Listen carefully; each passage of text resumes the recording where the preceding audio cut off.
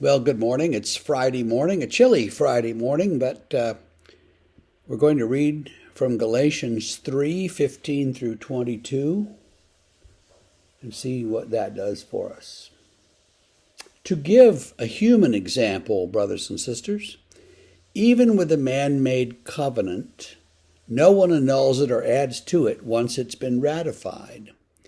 Now the promises were made to Abraham and to his offspring. It does not say, and to his offsprings, referring to many, but referring to one, and to your offspring, who is Christ. This is what I mean. The law, which came 430 years afterward, does not annul a covenant previously ratified by God so as to make the promise void. For if the inheritance comes by the law, it no longer comes by promise. But God gave it to Abraham by a promise. Why then the law? It was added because of transgressions, until the offspring should come to whom the promise had been made, and it was put in place through angels by an intermediary. Now an intermediary implies more than one, but God is one. Is the law then contrary to the promises of God? Certainly not. For if a law had been given that could give life, then righteousness would indeed be by the law.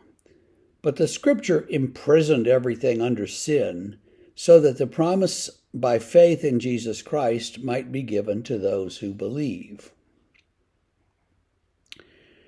And this is one of those passages in Paul where you kind of want to skip ahead to the good part, law, blah, blah, blah.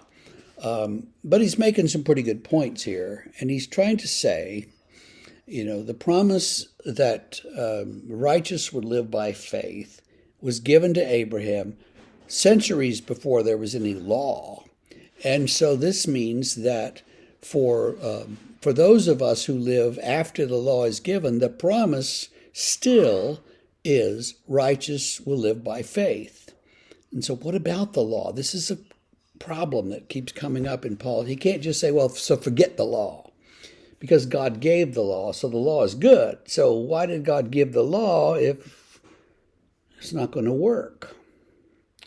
And it seems here that what he says is that the law was given because of sin, and that the law imprisoned us sort of in this capsule under sin until the time was right and Jesus was born and the promise could be fulfilled. And so the law sort of holds the place until Jesus comes, until faith comes.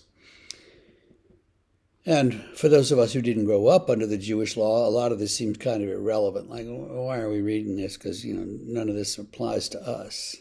But if you think about your life in the church, there's all kinds of laws, rules, unspoken assumptions, things you better not do because Miss So-and-so will get mad, all kinds of stuff like that. And so we live under these laws. Some of them are foolish, and some of them are good, and some of them make no difference at all. I served a church once where they kept telling me nothing could be higher than the cross. Okay, well, the cross was on the windowsill, and it was about 5.5 or 6 feet above the floor, which was a little higher than the sanctuary floor. So it was about 7 or 8 feet above where the people were.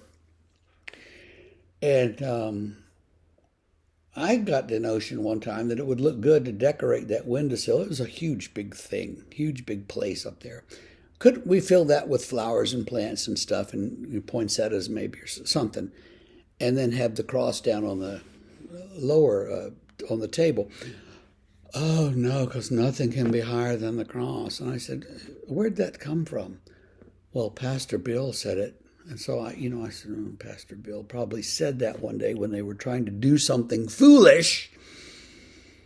And so he said, I can't put anything higher than the cross. Well, it is a rule, I think, in some traditions, maybe the Episcopal Church. But it's not absolute. I mean, the roof is higher than the cross, and you want the roof. So At any rate, we have these laws, and they become transmitted down. And, Pastor so and so said it, and once he's gone, then it's sacred. Well, guess what? It's probably not sacred. It's probably something he thought of at the moment to make somebody stop doing something that he thought was a bad idea. And he didn't want to offend them, so he dreamed up this rule that you can't do it. That kind of thing happens more often than you would think in the church, frankly. And so we live under these laws, and Paul is going to say finally, before we get to the end of Galatians, that we're free from all that stuff. So it doesn't matter how high the flowers are versus the cross. It doesn't matter that you couldn't obey the law or not, or you did or you didn't. None of that matters. What matters is that you have faith in Jesus Christ.